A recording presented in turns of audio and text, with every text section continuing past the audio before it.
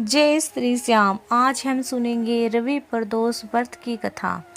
कथा के अनुसार एक गांव में अति दीन ब्राह्मण निवास करता था। उसकी साध्वी स्त्री प्रदोष व्रत किया करती थी। उसे एक ही पुत्र रतन था। एक समय की बात है, वह पुत्र गंगा स्नान करने के लिए गया था। दुर्भाग्यवश मार्ग में चोरों ने उसे घेर लिया और कहने लगे, हम तुम्हें मारेंगे नहीं, तुम अपने पिता के गुप्त धन के बारे में हमें बता दो। बालक दीन भाव से कहने लगा, बंधुओं, हम अत्यंत दीन और दुखी हैं, हमारे पास धन कहाँ है। तब चोरों ने कहा कि तेरी इस पोटली में क्या बंधा हुआ है। बालक ने निसंकोच कहा कि मेरी माँ ने मेरे लिए रोटियां दी थी। ये सुनकर चोरों ने अपने साथियों से कहा कि साथियों, ये बहुत ही दीन दुखी मनुष्य है, अतः हम किसी और को लूटेंगे। इतना कहकर चोरों ने उस बालक को जाने दिया। बालक वहां से चलते हुए एक नगर में पहुंचा।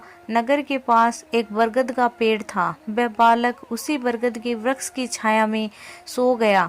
उसी समय उस नगर के सिपाही चोरों को खोजते हुए उस बरगद के वृक्ष के पास आए और बालक को चोर समझकर बंदी बना लिया और राजा के पास ले गए।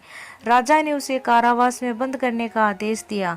ब्राह्मणी का लड़का जब घर नहीं लौटा तब उसे अपने पुत्र की बड़ी चिंता हुई।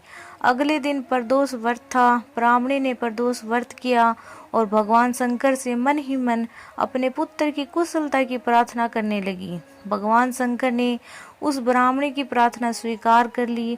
उसी रात भगवान शंकर ने उस राजा को स्वप्न में आदेश दिया कि वह बालक चोर नहीं है, उसे प्रातःकाल छोड़ दे, अन्यथा उसका सारा राज्य बेबब नष्ट हो जाएगा। प्रातःकाल राजा ने शिवजी की आज्ञा के अनुसार उस बालक को कारावास से मुक्त कर दिया। बालक ने अपनी सारी कहानी राजा को सुनाई। राजा सारा वृतांत सुनकर अपने सिपाहियों को उस बालक के घर भेजा और माता पिता को राज दरबार में बुलाया। उसके माता पिता बहुत ही भयभीत थे। राजा ने उन्हें भयभीत देखकर कहा कि आप भयभीत ना हो, आपका बालक निर्दोष है। राजा ने ब्राह्मण को 5 गांव दान में दिए, जिससे वे सुखपूर्वक रहने लगे। बोलो भगवान शिव और माता पार्वती की जय।